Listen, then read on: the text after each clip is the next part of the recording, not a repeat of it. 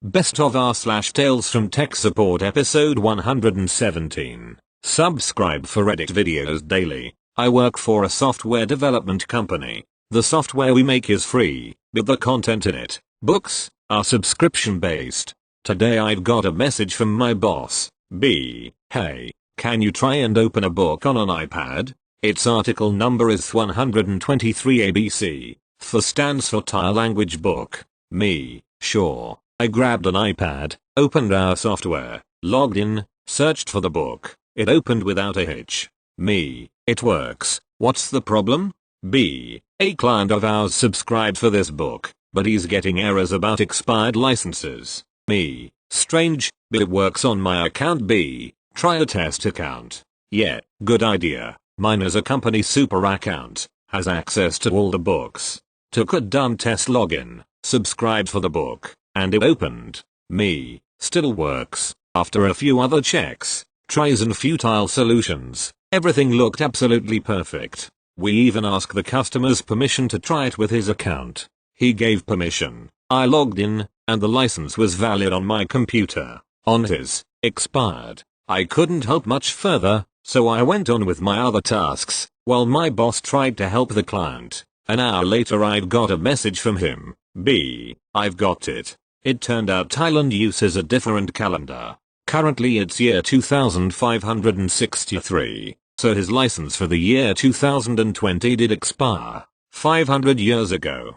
Thank you. Next. Hello, I used to work tech support at a large retail company. The company was great, fun, and at the time I was more hands-on when it came to computers but also supported phones. A customer who seems to be doing very well in the world and said was a very important businessman from the Middle East. You know, expensive looking suit with a diamond watch and multiple rings. He had damaged his phone and wanted to get it replaced and transfer all data before his important meeting the same day, in about an hour. Rewording it, the company's policy is if we can fix it we will, due to shortages of the product, and wouldn't want to run out for those who have no other choice but to replace it. If we can't fix it, we will gladly replace. We have a coded system that can only be bypassed by a manager's code to replace a device for any serious purpose if there is no other option. Here's the encounter. Me, good morning, what seems to be the problem, sir? Customer, hey, I have a cracked display. I dropped it this morning when getting ready for work. I'd like a new one and have everything 512 GB worth transferred before my meeting in an hour. It's 11 AM and he wants it fixed by 12. Take note of the time. Me, that's unfortunate, but we'd be happy to replace the display for you and have it done by 12 PM, because we can fix it. Also from our database, it shows you have the extended warranty plan. The display will be replaced for $30. Without warranty it's around $300 extra. Customer, did you not hear me? I want it replaced. Hurry up, I have a meeting that I cannot miss. When he raised his voice a little, I noticed other customers and techs at our table watching our encounter. Me, absolutely sir. I understand you'd like to have your phone replaced, but if it is not repairable we'd be happy to. He cuts me off and answers a call from a second phone he has.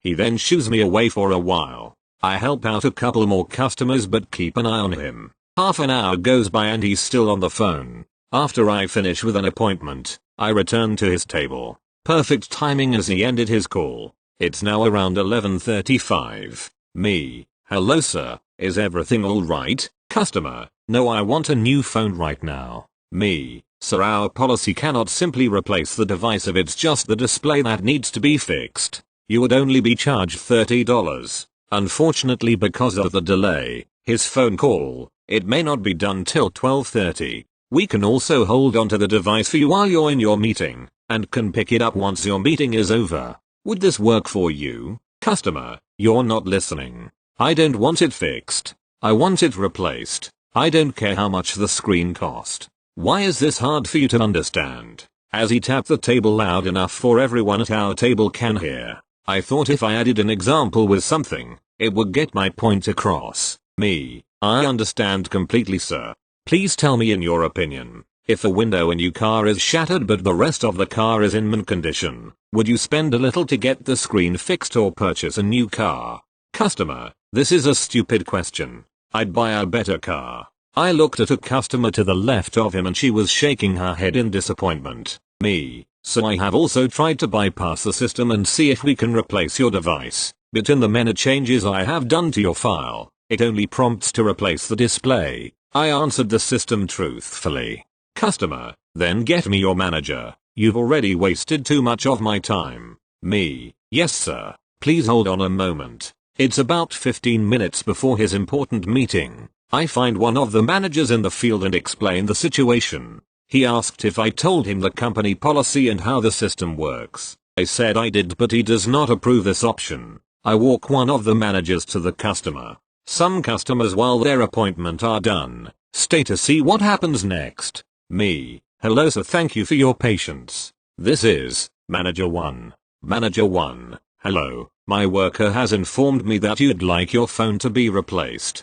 Customer. Yes, I don't understand why he cannot simply do this. I don't care how much it costs. Manager 1. I understand, but due to the condition of the device, it does not qualify to have a full unit replaced. As OP stated, we can replace the screen for you, and with your warranty, it would be no more than $30. As Manager 1 tries to explain how the company system works, he cuts off my manager, grabs his broken phone and slammed it to the floor screaming, "Customer, I want my new phone and I want it now." As a loud slam hits the floor, the entire store goes silent. This was the first time the store was so quiet with a large amount of people in it. This was in a mall too. While the store was quiet, another manager who's not afraid to speak his mind screamed out, "Manager 2, nothing to see here folks, please carry on." As the sound began to rise again, I looked down at the phone and noticed it was faced down, on the same side that was damaged. I picked up the device and did a cosmetic check to make sure there was no other damage. Surprisingly, nothing was damaged other than the display. Now chips of glass was coming off. I thought to myself, this was surprising, as he slammed the phone to the ground in anger. I told my manager that it is still in good condition and surprisingly functioning. Manager 1. So I must warn you, if you continue to damage the phone, I would have to ask you to leave. It's now 11:55 AM. Customer. I'm not going anywhere. I want my new phone. The customer earlier that was still there with the expression on her face, this man can't be serious. My manager pulled me to the side and said, "Manager 1, I'll take care of this. Try to help one more customer, then go on to lunch." I help one more customer and head to lunch at 12 PM. As I am walking out the store, I see my manager talking with a customer. He should be at his meeting by now. I get off my lunch an hour later. The customer's still arguing. This time, Manager 1 and 2 are speaking with him, but I continue to help other customers. When I see him walking out of the store, it's now 1:20 PM. He's over an hour late for that important meeting. My manager pulls me aside to speak to me. Manager 1, OP, don't let this one customer get to you. You've done nothing wrong and things are fine now. Me, so what was the solution we were able to do for him? Manager 1, he decided to have the display replaced for $30 and will pick it up in an hour.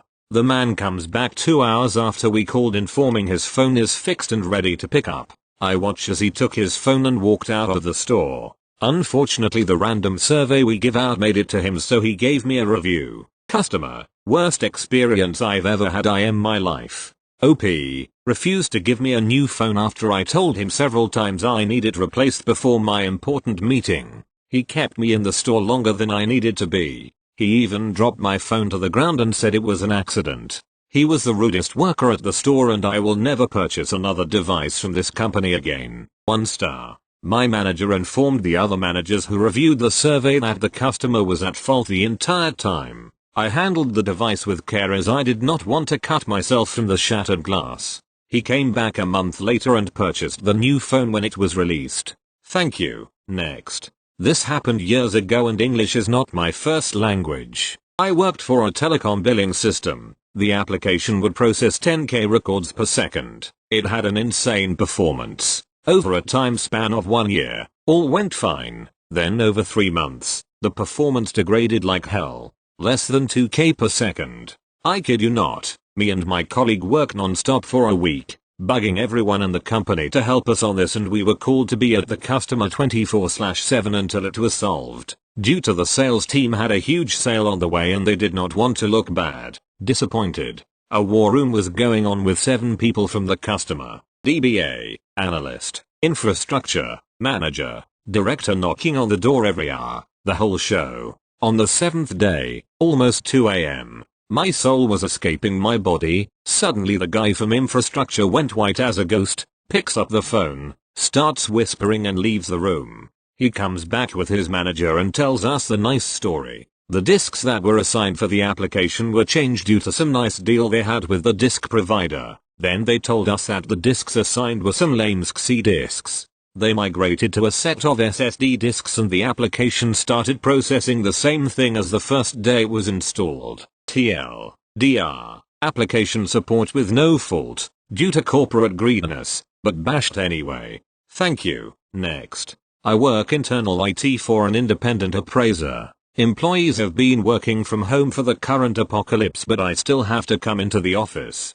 The user put in a ticket saying she was unable to connect to her computer in the office so I called her. Me equals me user equals user. Me. Hello, this is me from IT. I saw your ticket. Can you explain a bit more? User. I'm trying to connect in and when I hit connect on the VPN, it gives me an error and then remote desktop says I can't connect. Me. Okay, well I am unable to see your computer in TeamViewer. Does your network icon in the bottom left say connected? User. Yes, but it says no internet access. Me. Do you have any other devices on your home network? If so, please try opening the internet on one of those devices. User. My phone is on my Wi-Fi and it says no internet access when I open the internet. Me. Okay, your ISP is likely having an outage in your area. User. Okay, well how are we going fix it? Do I need to reboot my computer? Do I need to bring my computer in? Me. I can't do anything. It's your ISP that's having an outage.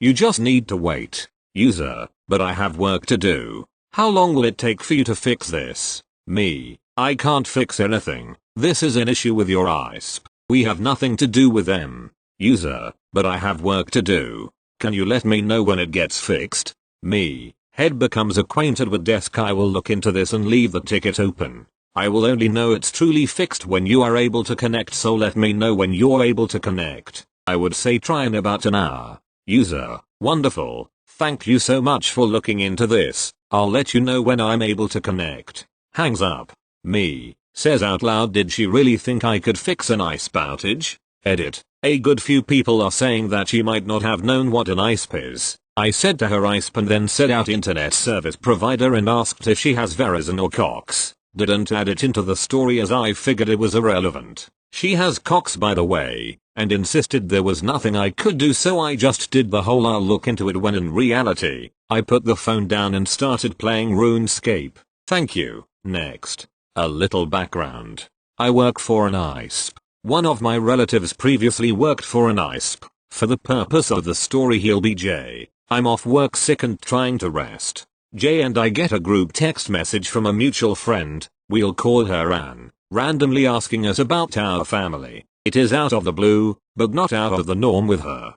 Jay and I both reply to her, each giving a brief update. What is out of the blue is what happened next. Anne, do either of you know anything about putting an end on a wire for a router? Me. Crimping an Ethernet? Jay. Actually yes. Me. Cat 5e. Anne, can I call one of you? Jay. Call Nick. Unfortunately for me, Jay knows exactly what happened the first time that I tried to crimp an Ethernet cable because he was there for most of my frustrations with reading it. Jay also knows I'm sick. I give Jay the bird in my head as I push myself out of bed to go rummage through my tool table. Anne, do either one of you have the crimping tool and ends? I just tried calling Nick and it went to voicemail. Me. And you have my old phone number in your phone still. Call the one you're texting. Anyway, how much patience do you have? Anne, what do you mean? Me. Sometimes it's easier to just buy a new Ethernet cable. Anne, that's not what we are trying to do.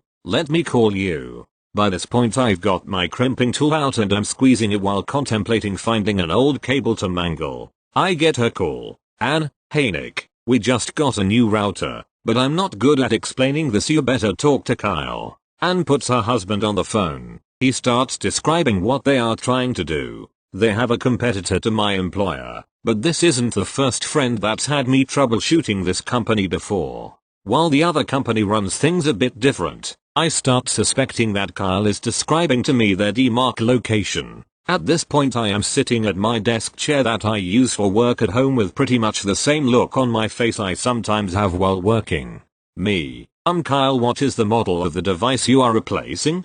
Kyle, I'd have to go downstairs and find out. A few minutes later he reads off the model. I run a quick search since it's not an approved device for my employer. Me, and what is the model of the new router? Kyle, it's an AC 1750. Me, any other markings? That's the type, not the model. I get the router model and confirm it is a gaming router. Me, Kyle. The reason this won't work is that the other box isn't a router, it is a modem with Wi-Fi built in. You can connect the gaming router to it, but the router won't work without the modem. Kyle, oh, we're having trouble with the other box running hot. Me, do you rent the modem? Kyle, I don't know and handles the bill. Me, do you know what speed tier you have? Kyle, nothing I see here tells me. I just know and says it is the highest we can get in our area. Me, I'm sending you a list of your provider's modems, but you probably want to give them a call. I put my crimping tool away and head back to bed. An agent for a competitor owes me and they don't even know it. TLDR, friend wants me to convert to RJ11 coming from their DMARC to RJ45 to run their new router that they bought to replace their modem. Thank you. Next. As part of my continuing efforts to drag my business unit, kicking and screaming, into the modern era, I finally convinced them to let me upgrade the non-prod DB servers to RHEL 6. Since they don't want to take any kind of real outage, this means creating a brand new 4-node cluster. I got the servers racked, cabled, and installed. Part of the cabling process is to have the network team provision the ports on the switch, a pair of links for public access, a pair of links for cluster heartbeat, and a pair of 10 GBE links for storage. Network team provisions them as virtual port channel groups and puts them on the appropriate VLANs. DBA team does their part by installing and configuring RAC. Everything is set up and ready, until the app team complains that they are able to connect directly to the DB cluster. All DB servers are supposed to be protected by the Layer 2 firewall, which restricts access to only app servers. The solution is pretty simple. The ports just need to be moved to a slightly different VLAN that's behind the Layer 2 firewall. The subnet stays the same. I don't have to do anything. Network contacts me to let me know that the servers aren't responding. I hop on the console and can't ping the default gateway. MI reports that both links in the bonded pair are up, though. Network asks what kind of bonding it's configured for. Round robin load balance. He asks that I switch it to LACP. So I change the mode to 802. 3 add and bounce the interface. Network reports that the links aren't joining the port channel. Curious. Investigation reveals this to be a bug on Cisco's part. I switch back to round robin, and the link now functions. I can log into each server over its public interface. Except we're not done. Network can't hit the TNS listener. I check, and the port is listening on the scanVIP, not the public interface. For those unfamiliar with the way HA systems work, here's a brief overview. Each node has an IP address that's always there. The cluster also has a scanVIP address that can move from node to node in case of failure. The cluster software controls it, and it is bound as an IP alias on the network interface. Each service in the cluster has its own scanVIP. We have 3 services, so one node doesn't have a scanVIP. It's the hot standby. I can't get to the scanVIPs from my management host. Management system is supposed to be allowed on the firewall. A quick check reveals that when I bounced the network interface, the cluster saw this as a failure and moved the scanVIPs. I basically shuffled the services when I bounced everything. The first scanVIP miraculously starts working. I can't get to the other 2. I jump on the node that owns the second scanVIP and it's up. The listener is up and listening. For shits and giggles, I ping from the scanVIP to the management system. No response. I ping the gateway. No response. I ask network. I see MP is blocked by the layer 2 firewall, and that's when it clicks. You see, the IP address moves, but the node's MAC address stays the same. So if I want to send a packet to scanVIP number 1 on node 2, I look at my ARP table to see what MAC address is associated with that IP, and send a frame to that MAC. If the destination is on a different subnet, I send the frame to my router, and the packet makes its way to the router for that subnet. That router then uses its own ARP table to figure out where to send the frame. If the VIP moves, though, the ARP table contains stale information. Frames will go to the wrong node, where they will be discarded since the IP address isn't right. To fix this, HA systems will ping the gateway from the VIP to refresh the ARP table, except the firewall blocks ICMP packets, so the ping never goes through, and the ARP cache remains stale. After the cache TTL expires, the table gets the new MAC address, and now packets get sent to the VIP correctly. I tell network to enable ICMP. He can't without InfoSec approval, which means that if we have a node failure, the DB will stop working until the ARP entries on the router expire. At least it's not production. TL. Doctor, in an effort to protect the database server from unauthorized access, InfoSec policies have ensured that failover will take much longer than it should. Thank you. Next. Backstory. Since the plague descended upon us, we've had to migrate 90% our users into teleworking. We had to send their workstations home with them and set them up with a VPN. It's gone about as smoothly as sandpaper on a lion's posterior. But enough about that. Onto the story at hand.